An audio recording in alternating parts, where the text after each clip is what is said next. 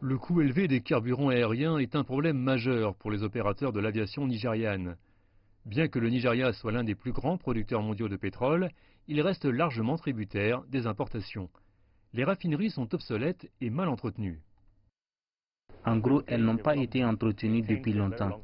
Par conséquent, certaines lignes de production sont rouillées et ne peuvent pas produire de carburant aérien de qualité ou propre. Vous savez bien que ces carburants sont très sensibles. S'il y a la moindre pollution, l'avion va s'écraser. Au cours des 3 dernières années, le prix du carburant d'aviation a plus que doublé, passant de 30 cents le litre à 69 cents en moyenne. Par exemple, un Boeing 737 nécessite jusqu'à 3500 litres de carburant pour 1 heure de vol. Une charge énorme pour les opérateurs aériens ici.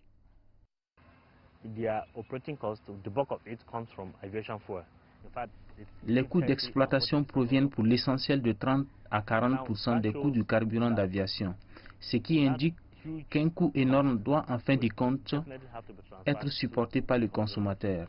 C'est la raison pour laquelle le prix des billets d'avion au Nigeria est très élevé.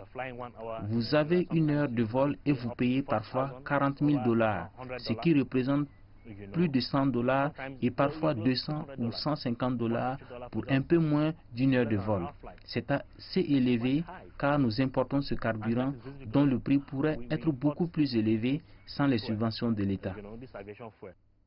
Le coût élevé du carburant d'aviation a souvent contraint la plupart des compagnies aériennes internationales à se rendre dans les pays voisins, tels que le Ghana et le Togo, ce qui a entraîné des pertes économiques pour le Nigeria, qui n'a pas été en mesure de tirer parti des dépenses liées au carburant.